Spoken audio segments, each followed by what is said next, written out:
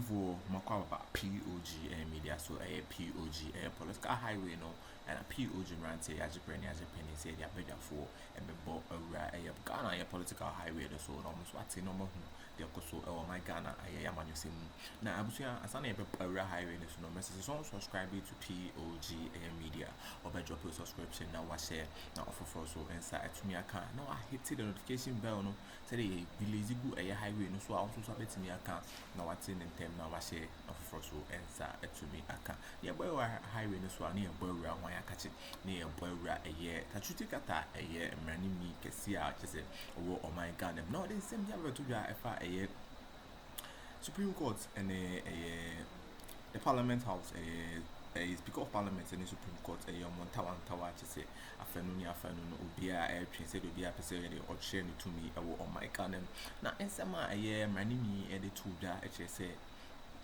a quite a Supreme Court person in Yamano and yet quite pass no person and I say or judges in the line I say oh school you pa the 5 quite I saw me your majuma now sad the strong or sad send a strong warning to say edema A.Mǎrkin and a MPP among your code no say any Bibiana to say Obemasu now they are called Supreme Court say Yanka na Yanfabi Yankabi and Famau now so do be some crabco a Supreme Court and the Speaker of Parliament as them and now they become measure observe what just say better na say na eti science a year and running a day a betuja 24.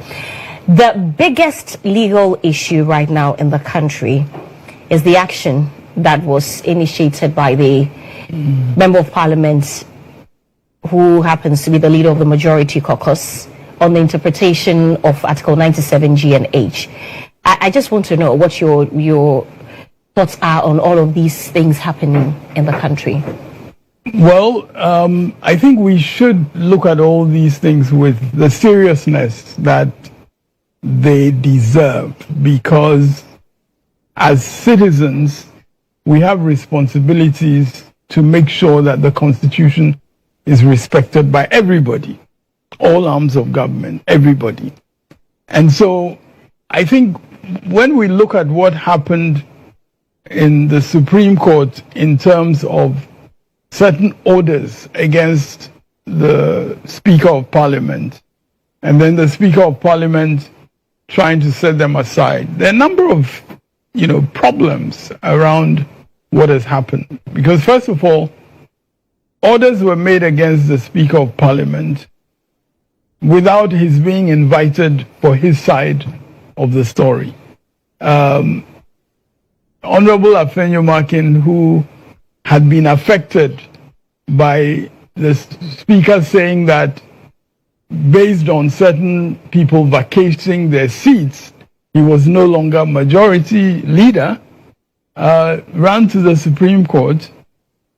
In fact, he ran to the Supreme Court before the determination. That announcement was made by exactly. the Speaker. But he ran to the Supreme Court. He asked the Supreme Court by writ to interpret the Constitution and so on.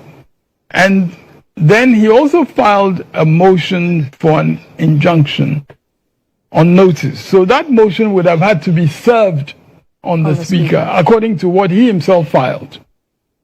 Then, I believe the next few days, I think he filed on the 15th. Then, on the morning of the 18th, he files a motion, this time without the Speaker's participation. And the motion is called a motion for stay of execution of the Speaker's ruling. And he files it, as the records show, something like noon. And I mean, normally everybody knows that when you file anything in the Supreme Court, the registrar, will have to set a date and so on, because the Chief Justice will now have to empanel the court. Somehow, the Chief Justice was able to empanel, and apparently by 2 o'clock, the court was sitting.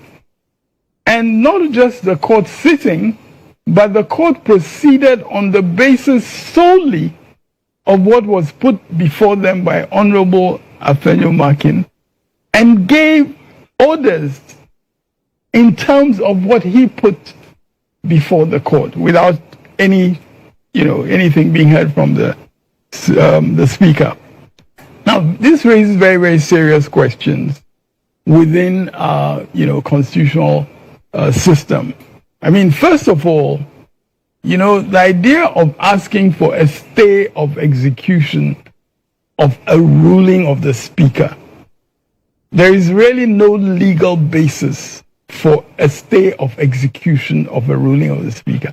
The court, the Supreme Court and other courts, have the authority to stay execution of decisions within the court system. Okay. But you don't apply for a stay of execution of something that happens within another arm of government, which is the arm of the speaker. Now, the impression was given that because this is a matter for interpretation and so on, therefore you can run to the court.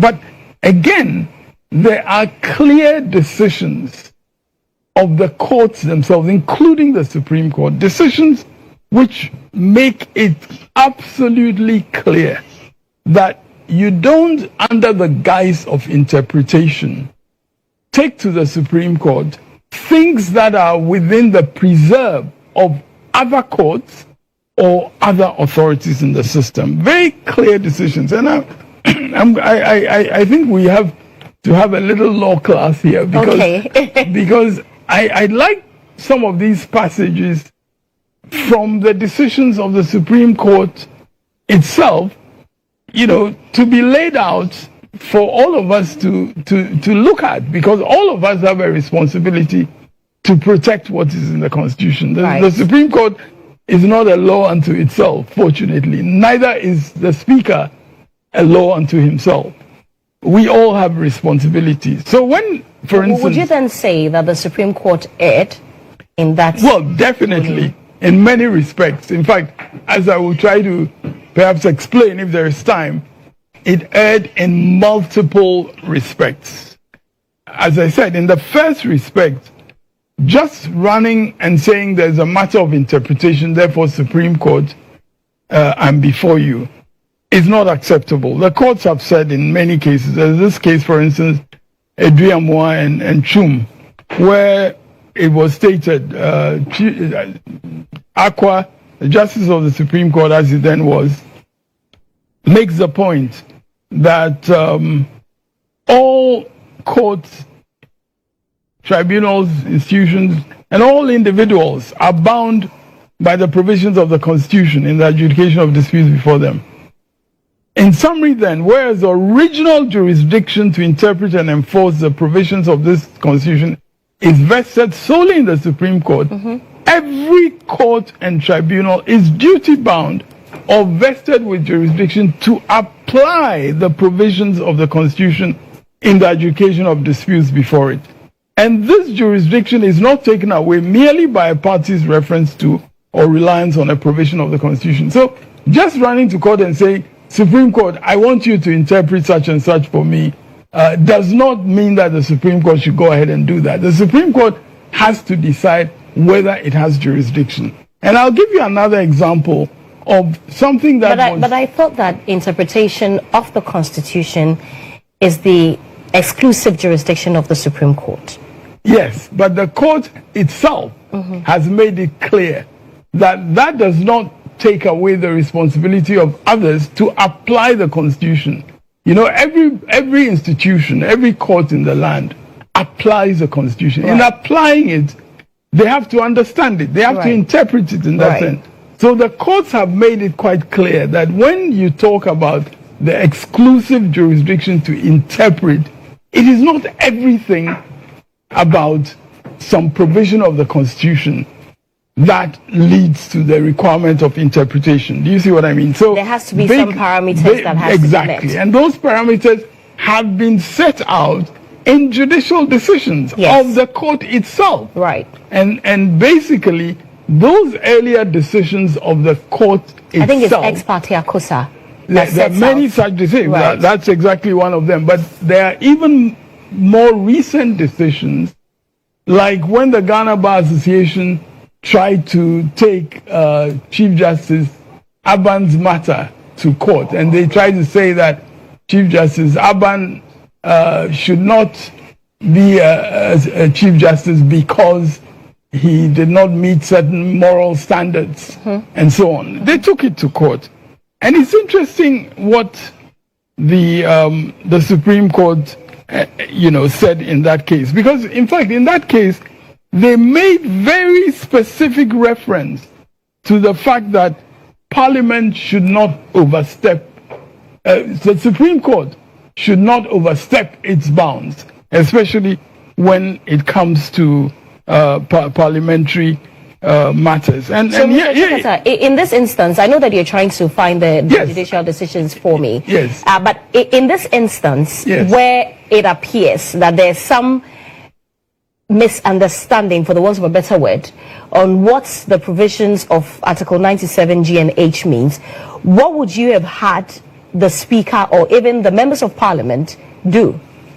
Yes, let's go step by step. Okay. I'm saying that the Supreme Court, when it is faced with a matter in which somebody runs and says, interpret, right, they don't automatically say there's an issue of interpretation. Okay. The court is guided by its own precedents, right, in which it talks about what qualifies an interpretation to invoke its exclusive power. Okay. And they make it also clear that other courts also have the responsibility to apply the Constitution. And of course, in applying it, they also do something that you can call interpretation. But when we talk about the exclusive jurisdiction, it is based on certain parameters. So here's one of the statements that was made in the Supreme Court in respect of the Aban matter, for instance.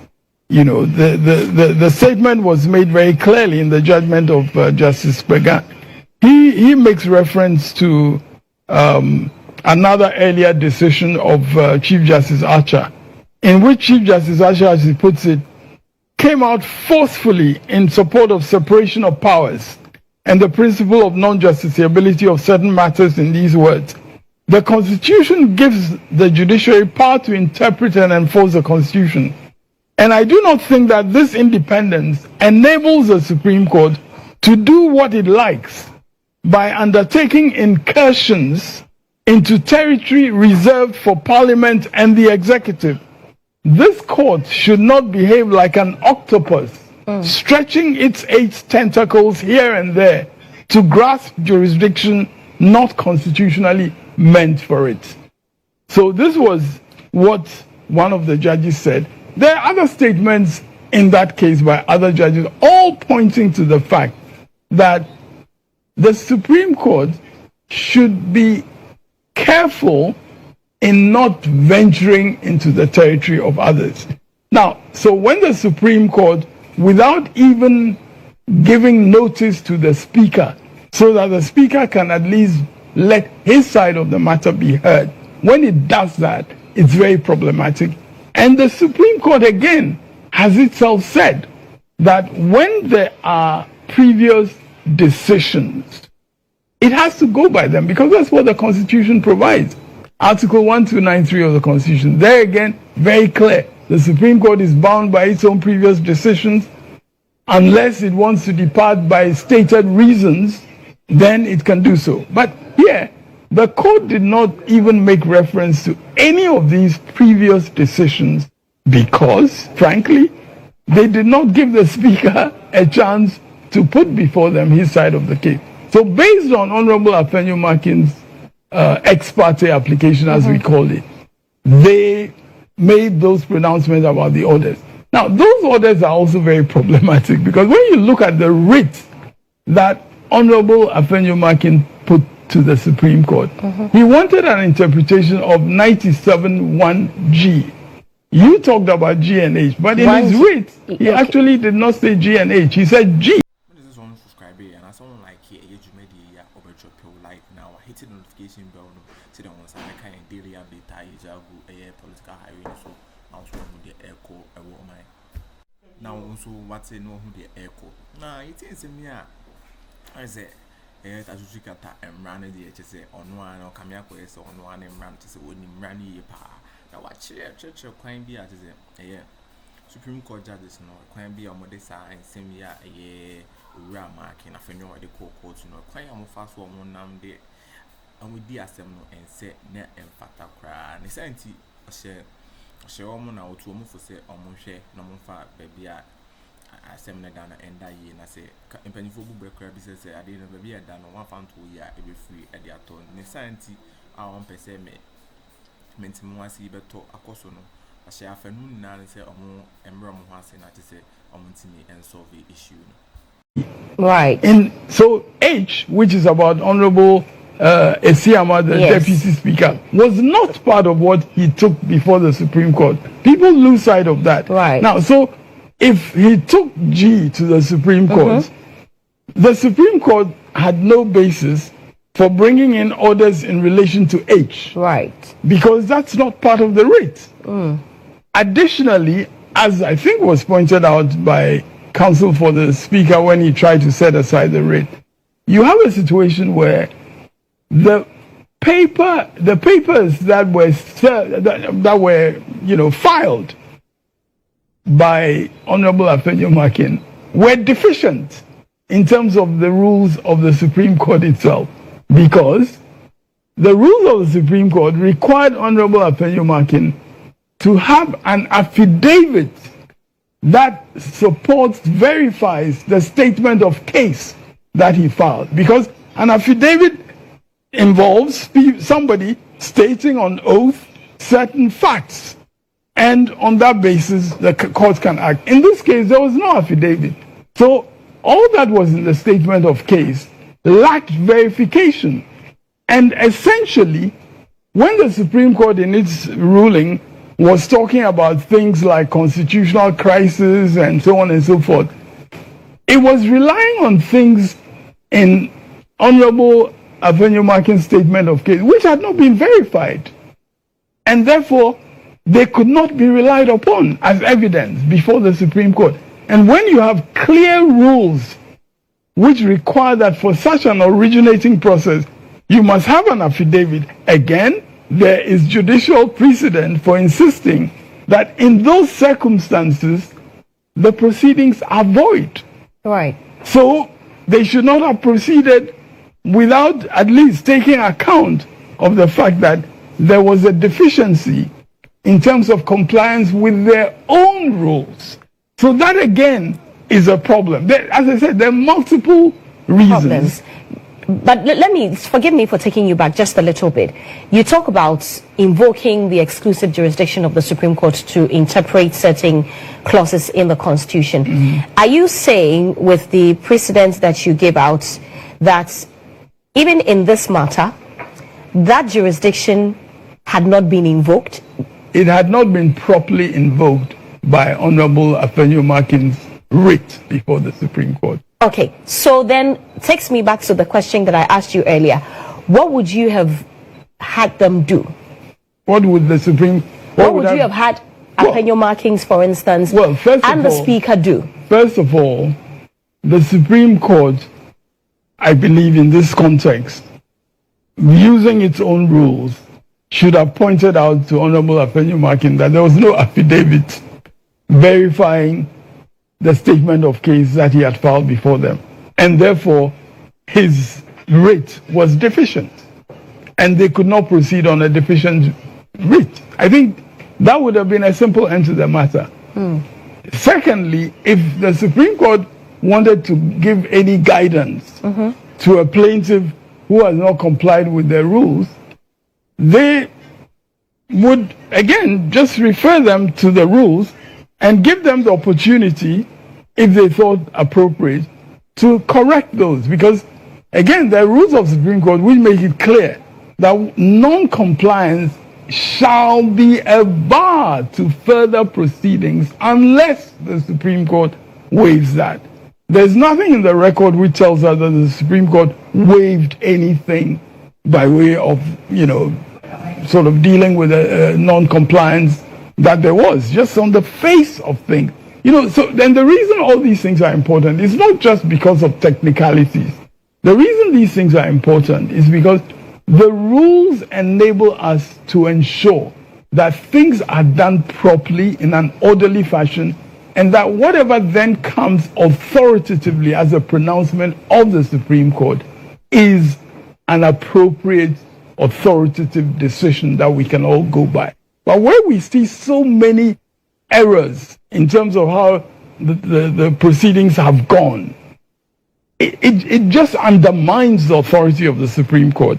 And this is really important because, again, as I said earlier, all of us have a responsibility to respect the Constitution and to ensure its enforcement. So, for instance, if you go to Article 3 of that very Constitution, it makes it quite clear that if any attempt is made to go against the Constitution, we all have a duty to resist it. Mm-hmm.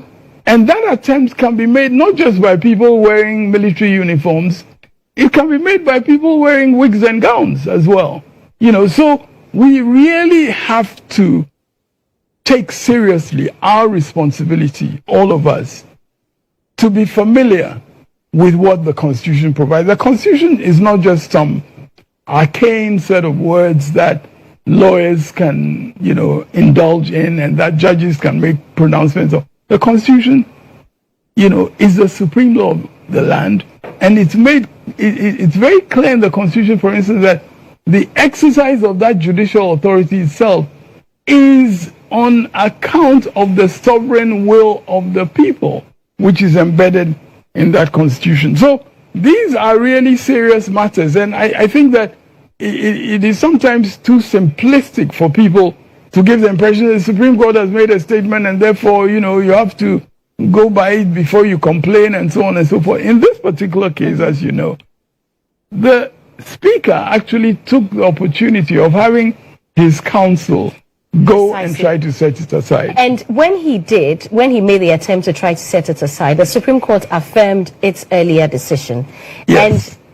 And I'm sure that you have heard persons like K.T. Hammond speak that they were going to cite the Speaker for contempt because he is not obeying the decision of the Supreme Court. Well, I would like to see that application by Mr. K.T. Hammond, Honorable K.T. Hammond. He was a student of mine too. So I'd like to see how his legal professional caliber stands up in terms of whatever he puts as in terms of contempt of court. But you know what?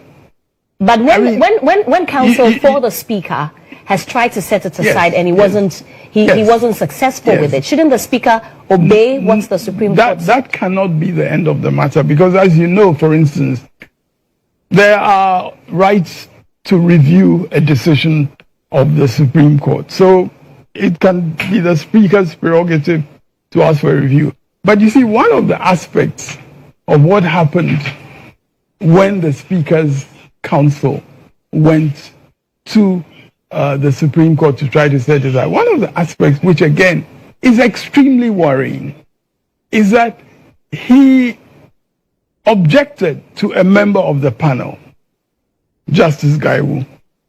Now, barely had he started raising the objection than, as we all saw on TV, the Chief Justice said, okay, and, so it's like he could not even articulate fully the grounds of his objection, except his first sentence about how Justice Gaiwu had been a parliamentary candidate or something at some point in the past. Now, there are many problems, again, with the way the Supreme Court proceeded there, because there's clear precedent that if an objection is raised against a member of the panel, that member himself cannot sit on the hearing of the objection. In other words, Justice Gaiwu, being a member of the panel which decided that he was not disqualified, is very odd. I had a case in the Supreme Court not too long ago where, on behalf of a party, I raised an objection to a member of the panel. That member of the panel happens to be the current Chief Justice now. I raised an objection. The court wanted that objection formally put. So we put it formally in writing. And the court constituted a panel which did not include her to hear the merits of that objection. And in the end, the court decided that she should be disqualified from sitting on that particular case.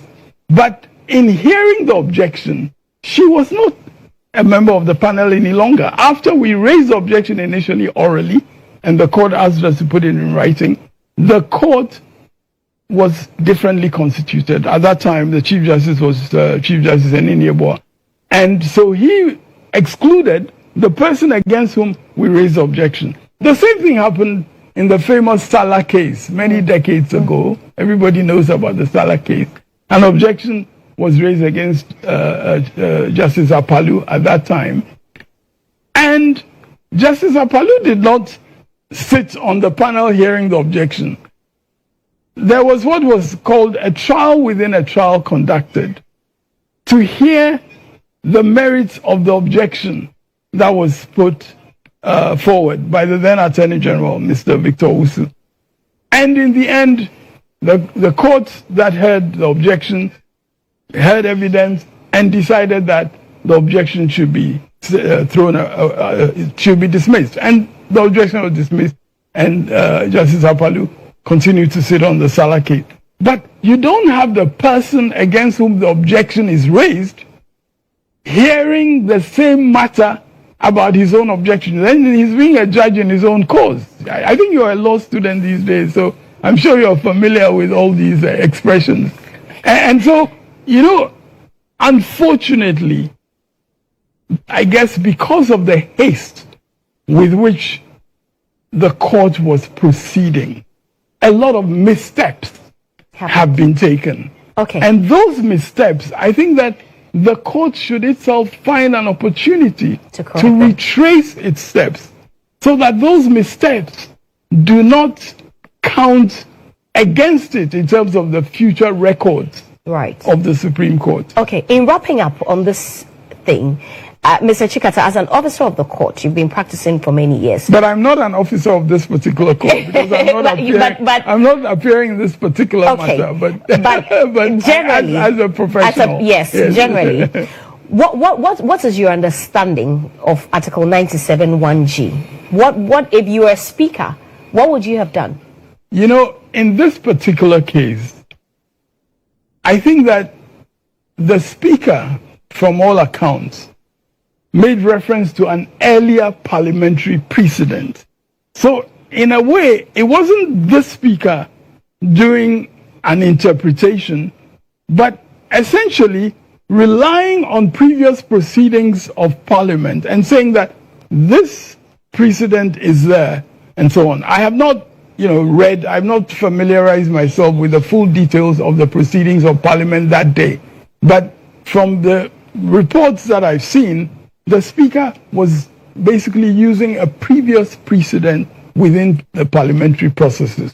So, in that sense, if somebody is going to take on the matter, like I said earlier, then before the Supreme Court takes it up as really a matter of interpretation, first of all, it must satisfy itself that it's complying with its own rules about what it takes up when these interpretation matters are brought up. And secondly, it must be satisfied from what is brought before it by both parties that there's a real issue of interpretation. In other words, there are two different interpretations. As it was, they really just heard one side, and even that one side.